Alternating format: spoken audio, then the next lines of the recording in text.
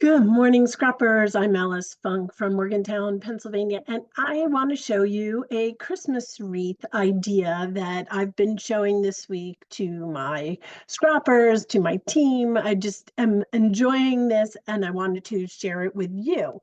So let me pin my tabletop so that you can see. This is the wreath idea that I've been showing. And if you look closely, I used the mountain punch for this particular wreath. I just thought it was so pretty. It's two different pieces of paper. It's the decorative um, paper on the outside and then a solid piece of green on the inside. And then I just put two mats for photos so you can get the idea. And of course, a little bow, you can do any Christmas embellishment. So the idea is to do two um, two of these wreaths, which I'm going to show you how to do. This is with the mountain punch, but I want to show you a couple other ideas. Is here it is with the Mandela punch, which I thought was absolutely stunning. Again, I used a decorative piece of paper and then a solid piece of paper, put two mats, and of course my little nutcrackers, which I've been cutting apart and making into cute little nutcracker guys. They had to go on there because it just needed something different than a bow. Just another stunning wreath. So how to make the wreath is really super simple. You're going to need, that was the Mandela punch. Let's put that back. I'm going to try it with the damask flourish punch. This is another one that works great in cutting out a circle. And I want to show it to you so you get an idea of one more of these wreaths. So this is the jumbo circle frame. I'm going to use my red and green blade, and I'm also going to use the largest of the circle templates. There's three different sizes. I always call the smallest one number one, the middle size number two. This would be the number three circle template. So it's the largest of the set.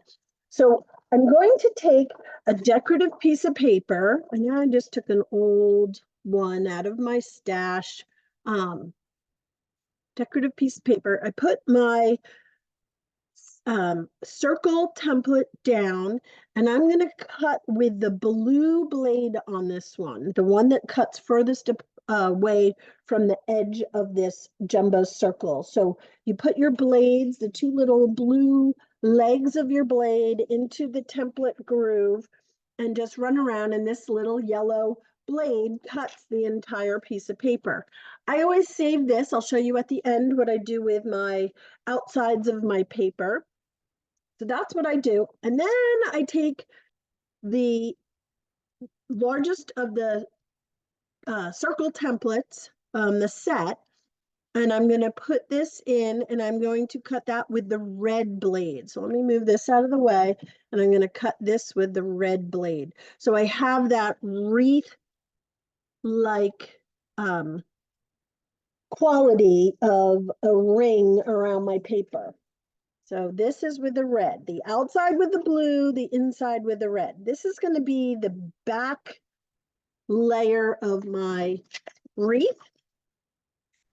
And then I'm going to do the same thing with my solid piece of paper, although I'm going to switch the blades around. So I'm going to put my solid piece of paper, I'm going to put my template down. And on this one, I'm going to cut with the red blade on the outside. The red blade cuts closest to the edge of your template. The blue blade, there's actually three blades in the set, red, green, and blue. The green blade cuts a little further out, and the blue blade cuts the furthest out. So now what I'm going to do is I'm going to put the largest of the circle set into the center of my circle. Try to make sure it's centered. It doesn't always come out. I noticed on the last one I did, it didn't really come out exact. It's okay. It adjusts. Wreaths are very busy and temperamental. So on the last one, I cut with the red blade on the center. Now I'm going to cut with the blue blade, and the blue is the one that cuts the furthest away from the edge of your template. So I'm going to cut that. So I have my ring ready to go. I can put my blades and templates away. There we go. So now I have the two rings. What I'm going to do is take black marker, and if you notice on my mat, there are lots of diagonal lines. This is the 13 by 13 inch mat from Creative Memories. The lines are these diagonals just show you different dimensions, different angles. A lot of people never actually use them, but for this particular project, I'm using them. What I did was I took a ruler, and which I don't have probably packed away, took a ruler and I extended these. There's certain lines on this. The ones that go to the corner go all the way to the edge. These other lines next to it do not go to the edge. So I just took my ruler, I took a Sharpie marker, and I extended those lines all the way around my board. And I will say the photo-safe markers tend to wear off. The Sharpie will stay on there, but I just wanted to darken them a little right now to show you that I extended those lines so that I can see exactly where those lines are when I put my circle down on top. And now my lines are extended all the way around. I had done them a while ago, so they're ready. What I do is I put my circle down and I try to center it, making sure that the edges are about the same distance apart from each other. So that there's the same width on each side, top and bottom. Then what I'm going to do is take my marker and I'm going to mark at the 12 o'clock. That line I extended is the 1 o'clock. The 2 o'clock is another line I extended. 3 o'clock, 4 o'clock, 5 o'clock, 6 o'clock, 7 o'clock, 8 o'clock, 9 o'clock, 10, 11, and I had done the 12. So that way I have little markings all the way around my circle. And then I take my punch, and this is the Damask Flourish punch, and we'll leave it right here so you can see the edge. Oh, my light's really shining on it, but this is the Damask Flourish punch. I flip it over so I can watch the underside of it, and you notice there is a perfect little point right in the top, which is the center. I'm going to put my circle into the center of this punch, and I'm going to make sure this tiny little line that I drew on there goes right at that point at the center. And I want to make sure that the punch is on the inside of that paper. So it punches it like this, and then I go to the next one. Same thing. I want to make sure that little point is right at the edge, or that, yes, that little point is under that black marking on my paper. And I'm punching, I'm making a mess, but that's okay. Well, we have to clean for the holidays anyway. So just, you're going to go around, you're going to do each one. Don't worry, there's little tabs in between each. We're going to cut them out. The idea is that we're creating this beautiful frame that's going to turn into our wreath. So you just punch at each one. And you can do this with a solid circle and make that into a page. It makes a beautiful backdrop for any page. Most of your border punches do really well with this technique. Making them, after you cut a circle, you can mark it and go around and cut those beautiful edges onto a circle frame, and it makes the most stunning backdrop for a page. You can do it in a ring with your autumn leaves. There's so many. Okay, let's get rid of that. Then, so now you can see, I do have these little tabs that don't look very good. So what we're going to do is we're just going to snip them off. just take your scissors, cut from one to the next, and it won't matter because on your wreath, you're not even going to notice it. Trust me. So I'm just cutting from one edge of that little tab to the other just to cut them off.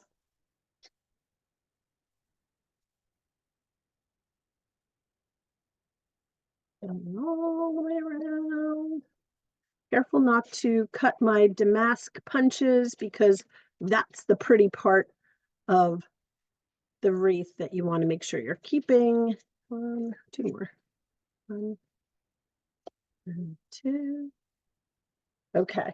And then again, I just want to clear away some of this debris so that it's out of the way and doesn't get stuck to my paper. So this is beautiful, stunning wreath ready to go. But just that alone, I mean, it looks very pretty. You could use just that. But I like the idea of having a different color. And you can see my circle is off-centered. It's okay. Nobody's going to notice at the end of the day. Because we're going to put pictures over any imperfection. So again, you want to center it onto your mat. Again, you want to take your marker and mark each one of those points. I call them the o'clocks.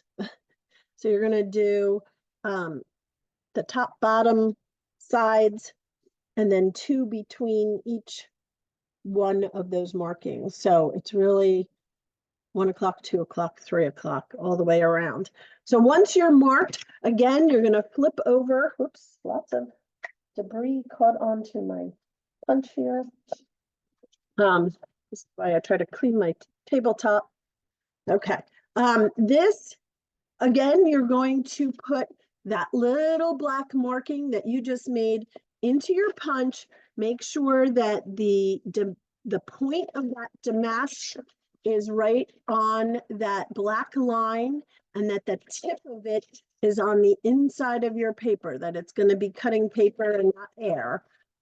So we make sure each point is all the way around.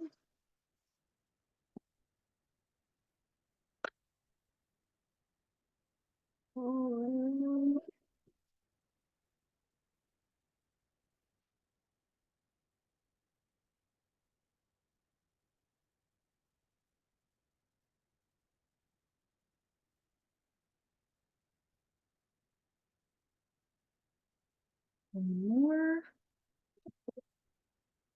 And one more. And again, I'm going to take my scissors and I'm going to cut in between each one to cut that tab off and just connect the two edges of the pretty damask punches. So I'm just cutting from one edge of that tab to the other just to get it out of there. And don't worry if it looks uneven, if your scissors rocked and you have a little bit of an, if it's not a straight line, no one's going to notice because we're going to actually offset the two wreaths so that the solid color wreath that we've just punched before, the damask pieces are going to be in between this. So at this point now, I just want to clean off all of this, these lovely pieces, because we don't want them attached to my edges. I take any solid piece of paper. I'm going to put the bigger, you're going to notice that these are a little bigger than each other. So this, the lighter decorative paper, I did a bigger setting. And you can do either side depending on what color you want it to be. I like the other side has a little bit more dimension to it, a little more color. So I'm going to put this onto my paper. I tape that down. And then I'm going to do the solid color one. Again, we're just going to put, and you can do some repositional tape under each one of these edges, but for the sake of time, I want to just show you what it's going to look like. And like I said, when I put it on here, I'm going to make sure that the darker green damask punch is between the lighter green punches. I'm also, when I'm putting it down, making sure that my circle in the center, you can see I actually have like a matted circle there. I want to make sure that also has is equal in size. I'm gonna, whoops, I think my hand just jumped. There we go. Put that down and you have a beautiful wreath. I actually love this one with the damask punch. Again, you can take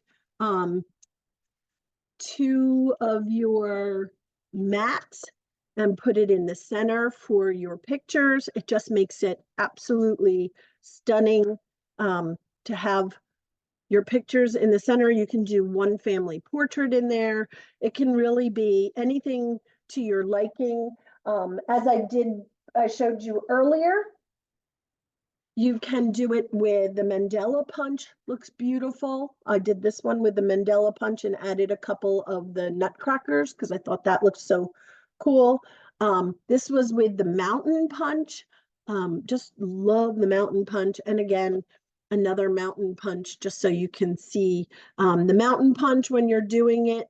Make sure that little black line is between the two mountains of your punch. So absolutely love how these look. We just did the one with the damask punch. All of these punches, I believe, are still available. Two of them, I believe, are on Wall Supplies Last on the deals, so make sure you check that out. But enjoy, make it, enjoy it, and I hope you do create it today. So thanks for tuning in and happy holidays.